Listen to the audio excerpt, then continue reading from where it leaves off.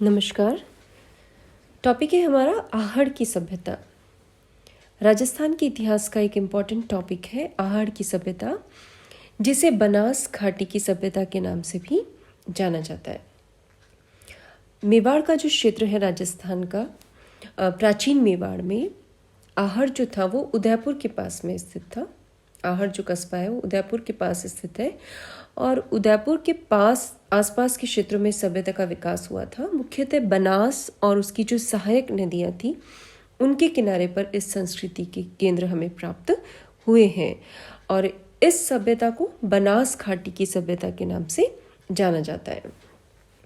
ये जो आहड़ इस सभ्यता का केंद्र बिंदु है, यहाँ से हमें प्रस्तर युगीन संस्कृतियों के अवशेष भी प्राप्त होते हैं, यानी पाषाणकालीन अवशेष भी हमें यहाँ से मिलते हैं। ये जो सभ्यता है ये लगभग 4000 वर्ष पुरानी मानी जाती है। इसका जो समय है वो गोपीनाथ शर्मा के अनुसार ईसा पूर्व 1900 से लेकर ईसा पूर्व 1200 तक का माना जाता है। आहड़ सभ्यता जो है वो ताम्र पाषाणिक संस्कृतियों में आती है। चालकोलिथिक कल्चर जिसे कहा जाता है। नव पाषाण युग के पश्चात ये टाइम पीरियड शुरू होता है।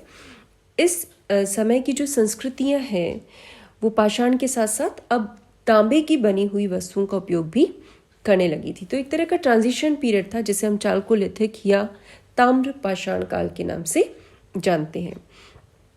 आहड़ का ये जो कस्बा है इसे प्राचीन काल में ताम्रवती या तांबावती नगरी के नाम से भी पुकारा जाता रहा है। तांबा कॉपर जिसे कहा जाता है, वहाँ इसके बहुत ज़्यादा इम्पोर्टेंट केंद्र बने हैं। तांबा उत्पादन का एक महत्वपूर्ण केंद्र था, इसलिए इसे प्राचीन समय से ही ताम्रवती नगरी के नाम से जाना जाता है। बहुत सारे ताम्र उपकरणों के अवशेष हमें यहाँ से प्राप्त हुए हैं। प्राचीन समय में ये ताम्र उपकरणों के बनाने का एक महत्वपूर्ण औद्योगिक केंद्र भी रहा होगा, ऐसा अनुमान किया जाता है। आगे चलकर 10वीं 11वीं शताब्दी में ये जो क्षेत्र है इसका नाम आधारपुर या आघाटपुर या आघाट दुर्ग के नाम से ये क्षेत्र 10वीं 11वीं शताब्दी के आसपास जाना जाता है। और यहाँ के जो स्थानीय लोग हैं मेवाड़ क्षेत्र के, वो इसे धूलकोट के नाम से जानते हैं। धूलकोट के नाम से ये प्रसिद्ध स्थल रहा है। आहड़ का जो केंद्र है, इस स्थान के उत्खनन का कार्य सर्वप्रथम 1953 में अक्षय कीर्ति व्यास के नेतृत्व में शुरू हुआ था। उसके बाद में रतन चंद्र अग्रवाल के निर्देशन में 1952 से 1956 के मध्य यहाँ बड़े पैमाने पर उत्खनन का कार्य करवाया गया। आगे चलकर 1968 में पूना के डॉक्टर हंसमुख धीरज लाल साकलिया के नेतृत्व में विशाल पैमाने पर सामूहिक खोज इस सभ्यता के विभिन्न केंद्रों की गई। ये जो शोध का सर्वेक्षण किया गया उससे पता चला कि आहड़ कालीन जो संस्कृति है इसके अवशेष राजस्थान के विभिन्न क्षेत्र जैसे कि उदयपुर, चित्तौड़गढ़, भीलवाड़ा, अजमेर, टोंक और जयपुर में तो है ही, साथ ही साथ राजस्थान के समीपवर्ती मध्य प्रदेश और गुजरात के बहुत से क्षेत्रों में इस संस्कृति के अवशेष हमें प्राप्त होते हैं। आहड़ की संस्कृति का जो खंडहर है वो लगभग 1600 फुट लंबा है और 550 फुट चौड़ा है, जिसमें खाइयाँ खोदकर इस संस्कृति के अवशेषों को ढूंढा गया है, जिसमें हमें बस्तियों के बहुत सारे स्तर प्राप्त होते हैं। तो ये बहुत बड़े क्षेत्र पर फैली हुई सभ्यता है। सिर्फ राजस्थान में ही नहीं, मध्य प्रदेश और गुजरात में भी इस संस्कृति के चिन्ह माने जाते हैं। आहड़ की जो संस्कृति है वो ग्रामीण संस्कृति है, अर्थात ये जो संस्कृति है इसमें हमें ग्रामीण सभ्यता के चिन्ह नजर आते हैं। जैसे हड़प्पा सभ्यता जो है वो नगरीय सभ्यता की श्रेणी में आती है। तो इस तरह से ये, इसके अलावा जो उत्खनन स्थल है आहड़ का, उसका एक नाम है महासतियों का टीला। आगे चलकर आहड़ का ये जो क्षेत्र है ये इसलिए भी फेमस रहा है, अभी संस्कृति की बात नहीं कर रहे हम लोग, आगे चलकर मेवाड़ के बहुत से महाराणाओं का को वहाँ पर समाधियाँ मिलती हैं। मतलब इसे आहड़ को मेवाड़ के महाराणाओं का शमशान भी कहा जाता है। तो बहुत सी चीज़ें हैं जो आर्ट से जुड़ी हुई हैं। साथ ही साथ एक संस्कृति है जिसे हम कहते हैं लाल और काले मृदभांड वाली संस्कृति। मृदभांड अर्थात मिट्टी के जो बर्तन हैं। तो यहाँ के जो बर्तन हैं वो लाल और काले रंग के हैं। तो स्पेसिफिक नाम है, एक संस्कृति है जो उस टाइम पीरियड में लगभग लाल और काले जो मृदबांड थे उन्हीं का उपयोग किया करती थी। तो एक इम्पॉर्टेंट केंद्र है आहड़ भी लाल और काले मृदबांड वाली संस्कृति का। अब हम बात करते हैं जो हमें स्रोत सामग्री मिली है, जो उत्खनन से हमें अवशेष प्राप्त हुए हैं, उसके आधार पर आहड़ संस्कृति की क्या मुख्य विशेषताएं हैं।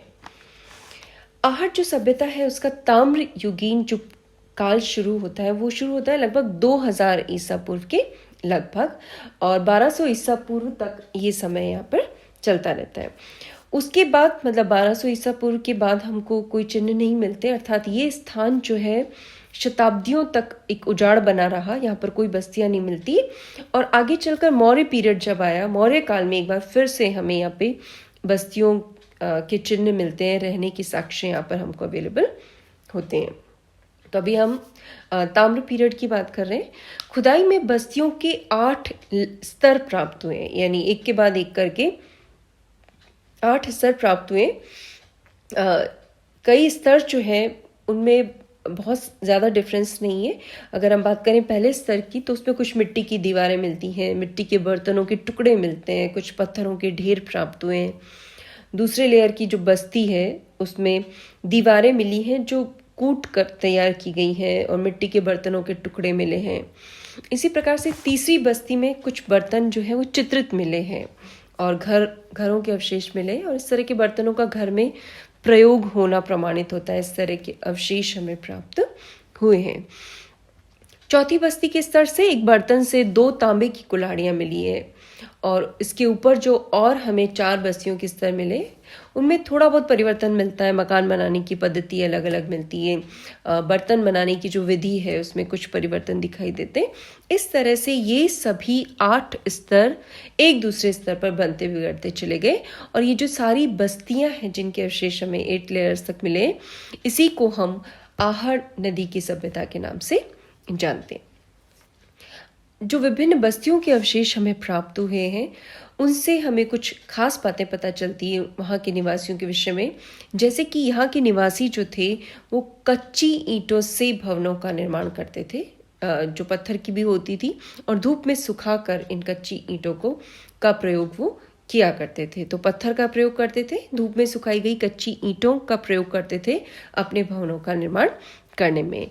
ये जो भवन है इसमें ज़्यादातर मुलायम काले पत्थरों का प्रयोग किया जाता था जो नदी की वजह से उनके पास अवेलेबल रहते थे।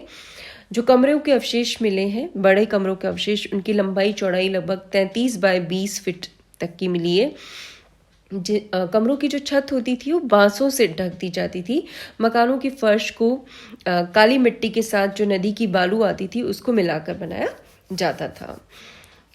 यहाँ के जो अवशेष मिले हैं आहड़ में मकानों के, उनमें हमें 2, 3 से लेकर 6 तक चूल्हे मिले, यानी बहुत सारे संख्या में चूल्हे प्राप्त हुए। या तो सामूहिक भोजन हुआ करता था या बड़े परिवार रहा करते होंगे, इस तरह के अवशेष जो मिले हैं।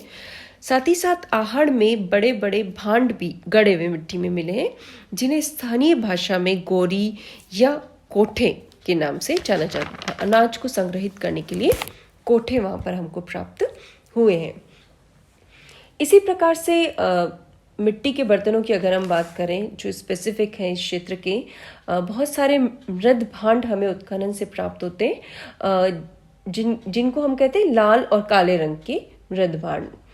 ये जो मृद भांड है चमकीले हैं, लाल काले धरातल वाले हैं, चमकीले पात्र हैं, अंदर से काले रंग के हैं और बाहर से लेकर गर्दन तक ये काले रंग के हैं और उसके नीचे संपूर्ण लाल रंग के हैं। तो इस तरह से मिलते हैं हमको। इन बर्तनों में जितने भी दैनिक उपयोग में काम में आने वाले बर्तन होते हैं, जैसे कि कटोरे, तश्तरियाँ, लोटा, ढक्कन, घड़े, प्याले, इस तरह के तमाम बर्तन हमें प्राप्त होते हैं। इसके अलावा बहुत सारे मनके हमें मिलते हैं, नारी की मूर्तियाँ मिलती हैं, मिट्टी के बर्तनों में कर्ण के आभूषण मिलते हैं, कानों में पहनने के बैल, इस तरह की कई मिट्टी के बनी हुई चीज़ें हमें प्राप्त होती है। पूजा में प्रयुक्त की जाने वाली थाली मिलती है, खिलौने, दीपक, पहिए, विभिन्न मानव की आकृतियाँ, इस तरह की बहुत सारी चीज़ें जो है उनके अवशेष हमें प्राप्त होते हैं, जिनमें से ज़्यादातर बर्तनों को चाक पर बनाया जाता था। इसके अलावा एक और बात ये है कि यहाँ पर जो बैठक में प्रयोग की जाती थी, तश्तरियाँ यानी कि प्लेट्स, और जो पूजा में काम में ली जाती थी धूपदानियाँ, वो ईरान के प्रभाव से बनी हुई है, ईरानियन शैली की बनी हुई है, जिनसे हमें पता चलता है कि आहड़वासी जो थे उनका उस समय में ईरान से भी कोई ना कोई संबंध अवश्य रहा होगा। तो इस तरह की तमाम जानकारियाँ जो है वो इस तरह के अवशेष हमें यहाँ के विभिन्न क्षेत्रों से प्राप्त होते हैं। आगे भी हम कंटिन्यू करेंगे इस टॉपिक को, आहड़ की सभ्यता और संस्कृति के बारे में, किस तरह के मुद्राएं हमें प्राप्त हुई है, मोहरें, अवशेष, जो विभिन्न तरह की चीज़ें हमें यहाँ से प्राप्त हुई है। नेक्स्ट क्लास में इसे हम कंटिन्यू करेंगे। Thank you.